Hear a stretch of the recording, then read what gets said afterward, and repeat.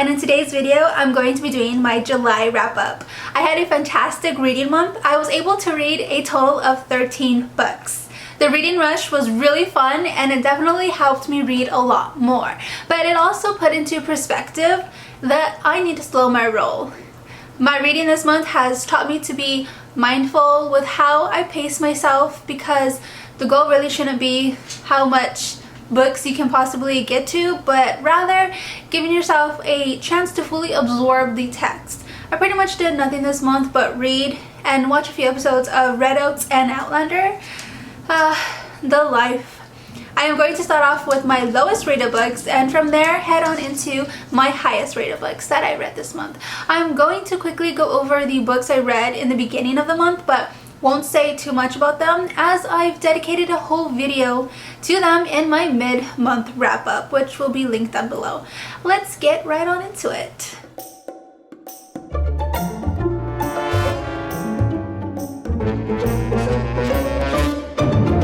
The first book that we will be talking about is The Deep by River Solomon. This is an LGBT fantasy that initially drew me in with its gorgeous cover and its compelling premise that when slave ships would throw pregnant African slave women overboard into the Atlantic Ocean, the rivers would survive and transform into mermaids. As you can imagine, they quickly amassed in numbers, which is quite sad if you think about it. A mermaid community forms known as the Wajinru, and at its center is Yetu, who is burdened with being the historian, a job position that comes with severe mental and physical pain because it requires them to remember every painful memory and relive their ancestors' past. So Yetu alone has to bear all the suffering while the rest of the Wajinru get to live pretty much in bliss for long stretches of time. Once a year, the memories are transferred to the rest of the population for they could remember their histories for themselves, but only for a few days. And then the painful memories are swept right back up into Yetu. During one of these ceremonies, Yetu knows in their bones that they have reached their breaking point and they are like, nuh-uh, cannot do this anymore. Once they deposit the memories to their people, they later days. The Virginia can choose their gender because they all have both male and female parts, so it's completely up to them to choose their identity. I thought that was really great. The concepts touched upon were hard-hitting, and this book is worth the read because of how it highlights the painful histories of Africans during this horrible time in history. Even though the writing was very lyrical, which I liked, it was also very choppy and could have been tied together way better. I ended up giving this book 3 stars out of 5 stars. Another book that I read this month was Dark Places by Gillian Flynn. Let me just preface this by saying that I messed up with this one. For one of the Reading Rushes challenges, I had to watch the movie first and then read the book, and that was a mistake. A mistake indeed. The movie was good and all, but when it was time to sit down and read the book, oh no, you can't just do that, especially with the thriller. I already knew how it turned out, so I was more or less bored with the book, but if I read the book first, I bet I would have enjoyed it way more than I did. We follow Libby Day as an adult as she tries to recover from her whole family being murdered from when she was a little girl, and everyone in town thinks her brother did it because of his odd behaviors and the fact that he's into Satan and all of these other accusations against him. So the cards are stacked pretty high against him. Again, I think I would have liked this if I just read the book first. A valuable lesson I have learned. I give this book 3 stars out of 5 stars. Following this, we have Beach Read by Emily Henry. I read this because I assumed this would be a feel-good book with summer vibes galore. Didn't really get that with this one. I give this book 3 stars out of 5 stars. Next up is Home Before Dark by Riley Sager. This is only my second Sager book I've ever read, the first being Final Girls. Based on me only having read 2 of his books, I like the way he strings together his ideas and comes away with a more or less somewhat decent storyline that I can sit back and enjoy. It mostly did all of the things I wanted it to do, but that ending wasn't where it needed to be. I give this book 3 stars out of 5 stars. Then we have a book that was kind of a letdown, and that is Ninth House by Leigh Bardugo. I went into this one with super high expectations and was, to say the least, thoroughly let down. I like the crime solving components, but like I said in my mid-month wrap-up, it made me feel icky. I gave this book 3.5 stars out of 5 stars. Next we have The Slow Regard of Silent Things by Patrick Rothfuss. This is a novella to his previous 2 books, The Name of the Wind and The Wise Man's Fear. In this book, we follow Ari, who is a side character in the other 2 books. So it's cool that we get to see her front and center. One of the best things about this book is its beautiful artwork.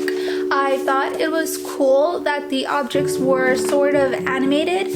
I, of course, loved the writing and I could relate to Ari, but I felt there was a lot missing here. I give this book 4 stars out of 5 stars. Then we have Ghost Talkers by Robinette Kowal. I read this because I wanted to pull more historical fiction into my reading, and I thought this would be perfect as it includes a bunch of fantasy elements that I just adored. I gave this book 4.5 stars out of 5 stars.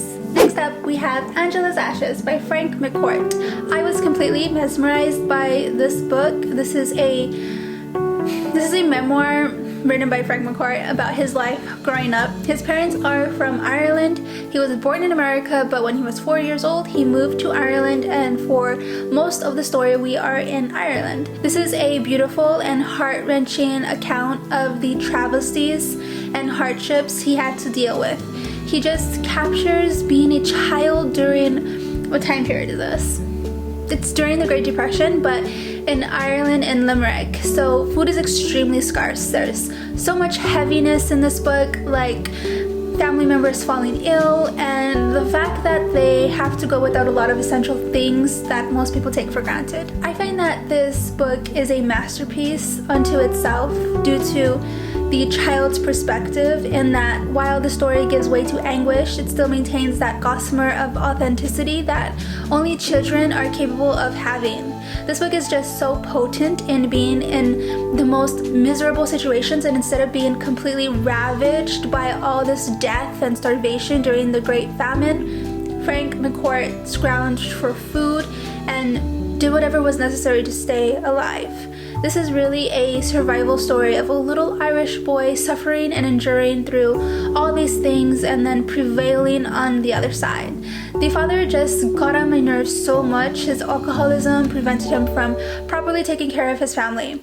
This book is also very religious. I give this book 4.5 stars out of 5 stars.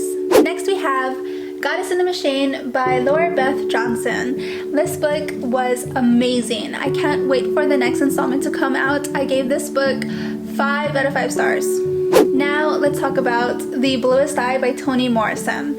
I knew this was going to be a good book as it's a classic, but that does not even begin to describe it. This was incredible and so hard-hitting and just so fantastic. We follow a handful of perspectives, all of which surround and impact an 11-year-old African-American girl named Pecola Breedlove. The one thing that Pecola wants most in the world is to have blue eyes so that she can be perceived as beautiful. This is set during the 1940s. There's a lot of openly outward racism going on, racism that physically manifests itself into horrible actions and taken on the part of white people. So Pecola's parents have to deal with a lot of the aftermath, the consequences of white people being ignorant and cruel.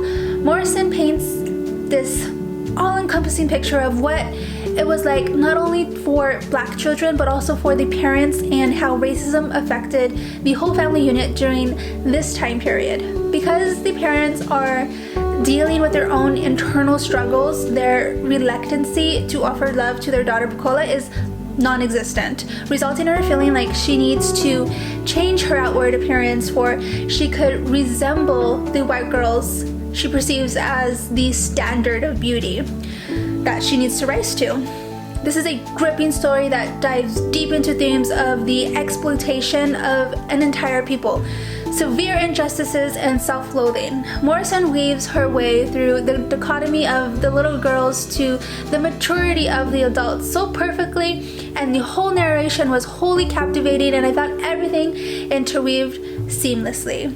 I did not expect that ending either. If this is Morrison's first novel, I can't wait to see what she does with her other works. I give this book 5 stars out of 5 stars. Following this, we have Where the Crawdads Sing by Delia Owens. This was such a dynamic book about a lifetime of lessons and experiences. What I've learned from this book is that abandonment can carve out a hole in you, and if you don't deal with it the right way, it can fester and be detrimental. One of the reasons why I love this book so much was that she took the pain and turned it into a strength for she could survive and be independent. The murder mystery was really great as well. The writing was just so rich, and I loved the constant exploration into nature. I gave this book 5 out of 5 stars. Next we have The Eye of the World by Robert Jordan. This is book 1 in the Wheel of Time series, and it was phenomenal. Time is a wheel spinning in a never-ending cycle of repetition that ultimately reaches our band of main characters at a little village called the Two Rivers. Since time is woven into a pattern, we get some notion as to what the heck is going on, but not much. This is a magnificent novel in the fantasy genre, and I did not know I needed this book in my life. I still have to process my thoughts on this one, and I'm hoping to do a full review on this book. I will be continuing on with the series, just not right away because there's a lot of other books that I would like to get to. I gave this book 5 out of 5 stars. The last book we will be discussing is White Fragility, Why It's So Hard for White People to Talk About Racism by DiAngelo. It left me feeling reflective and pretty much just introspective.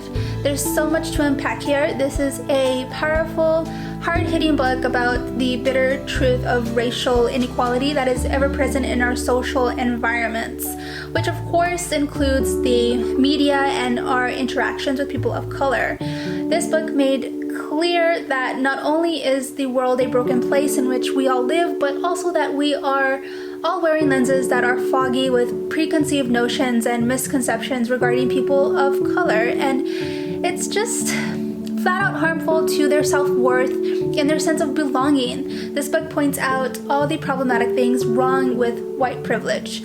I've noticed that I'm reluctant to join in on the conversation of racism. It is an uncomfortable topic, and before reading this book, I obviously wasn't completely clueless about racism, but I've learned a lot by reading this book, and this has definitely opened up my eyes to a lot of things that I was unaware of. For example, I've learned that racism is highly adaptive and that it looks very different today than it did in the past, but it's still there and very much prevalent. It's also not binary. Like, a person doesn't have to be a bad person to be racist. They could be a good person and still very much say racist things. I've learned that by not correcting someone who just blatantly makes a racist remark, then I am unintentionally contributing to racism. You have to own up to your mistakes and make adjustments. There's just really no excuse for it. You just have to come to terms with your faults and fix them and choose to just not participate in this horrible system of racism, because otherwise you'll be complicit. Racism is everywhere. There is just really no escaping it. I hate to say that, but it's true. The only thing to do is to recognize unconscious bias and amend it. I highly urge everyone to read this book. It's really just essential reading. Oh my goodness, I read a lot this month. I am pretty happy with all the books that I've read this month. Going forward though, I think that I don't know if I could like not read a lot, because that's just, books are just something like I just love to dive into, and if you put a book in front of me, I can't control myself. I would like to like read slower and just like really take in what I'm reading. I've already like know what I want to read for next month. I'll talk about that in my next video. I make bookish videos weekly. Subscribe and hit that like button. Thanks for watching, and I'll see you next time. Bye!